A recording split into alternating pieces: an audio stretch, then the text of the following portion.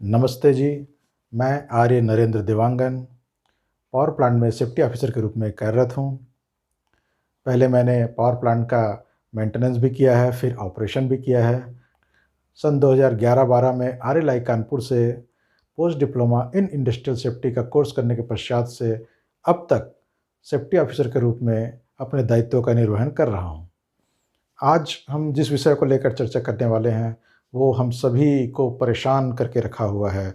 वो है कॉन्ट्रैक्टर्स के जो वर्कर हैं, उनके द्वारा किस प्रकार से सेफ्टी का कंप्लायंस सारा करवाया जाए। हम इसमें बहुत प्रकार से कन्फ्यूज़ रहते हैं, कई प्रकार से सक्सेसफुल नहीं हो पाते हैं, पर क्या कोई प्रावधान दिया हुआ है? तो हाँ, बिल्कुल। सेंट्रल इलेक्ट्रिसिटी अथॉरिटी रेगुलेशन में इसके विषय में क्लियर बताया गया है कि पावर प्लांट के संचालन में, मेंटेनेंस में किस प्रकार से कॉन्ट्रैक्टर्स के द्वारा सेफ्टी का पालन किया जाएगा।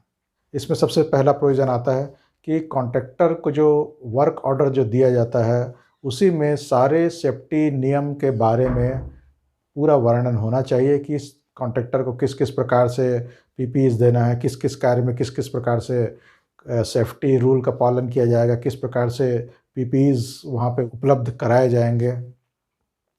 और कोई कार्य किया जाना जिसमें परमिट आवश्यकता है, तो उसके बारे में भी वर्णन हो। पूरा का पूरा हम जो भी कॉन्ट्रैक्टर से अपेक्षा करते हैं, वो सारी चीज़ें कॉन्ट्रैक्ट डॉक्यूमेंट में लिखी होनी चाहिए।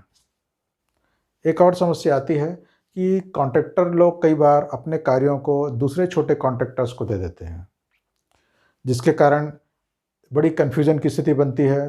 छोटा कॉन्ट्रैक्टर जो सोचता है कि कॉन्ट्रैक्ट तो बड़े वाले ने लिया है, तो जो भी जवाबदारी होगी उसकी होगी, तो वो अपने वर्कर्स को सही तरीके से सुरक्षा उपकरण उपलब्ध नहीं कराता। बड़ा कॉन्ट्रैक्टर ये सोचता है कि मैंने तो अपना कॉन्ट्रैक्ट छोटे को दे दिया है, तो वो छोटा कॉन्ट्रैक्टर ही सारा जिम्मेदारी का वहन करेगा, और प्रबंधन सोचता है कि बड़ा कॉन्ट्रैक्टर करेगा। इस कन्फ्यूज़न के कारण जो वर्कर्स रहता है, वो साइट में कई बार या तो बिना सुरक्षा उपकरण के दिखाई देते हैं, या फिर बहुत ही घटिया क्वालिटी के या बिल्कुल टूटे-फूटे पुराने सुरक्षा उपकरणों के साथ वो दिखाई देते हैं। इस विषय में उस सेंट्रल इलेक्ट्रिसिटी अथॉरिटी रेगुलेशन में स्पष्ट लिखा है कि जिम्मेदारी जो मेन कॉन्ट्रैक्टर है उसी का ही होगा। इसलिए आपको पीछे पड़ करके बड़े कॉन्ट्रैक्टर से ही उसका सारा कंप्लायंस कराना है।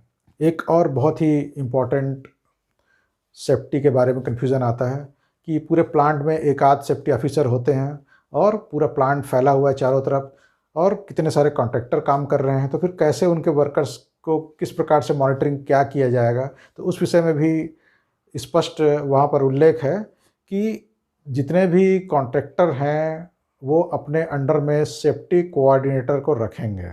एक सेफ्टी कोऑर्डिनेटर होगा।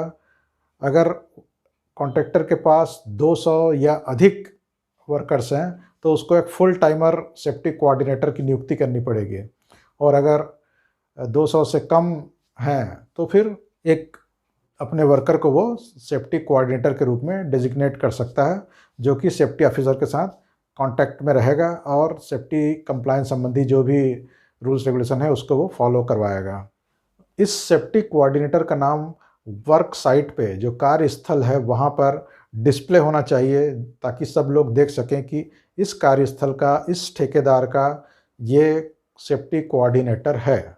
ये बहुत ही इम्पोर्टेंट है, इससे कि जिम्मेदारी जब सामने आती है नाम लिखा हुआ, तो एक गंभीरता काम में दिखाई देता है, और वो ज़रूर अपने दायित्वों का निर्वहन करने के लिए बाध्य हो जाता है।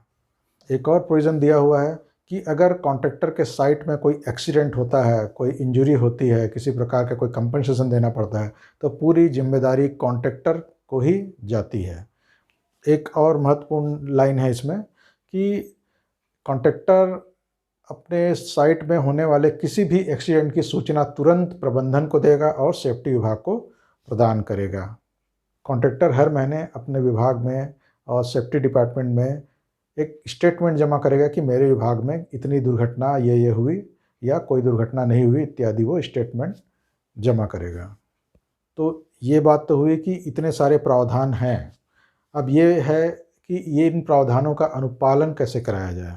उसके लिए सबसे पहले तो कॉन्ट्रैक्ट डॉक्यूमेंट में ये सारी चीज़ें लिखी होनी चाहिए, और उसके बाद दूसरा कि कॉन्ट्रैक्टर को पता होना चाहिए। अधिकतर कॉन्ट्रैक्टर वर्क ऑर्डर को ठीक से पढ़ते भी नहीं हैं। एक तो वो इंग्लिश में होता है इसलिए भी कह सकते हैं, या वो ध्यान नहीं देता है।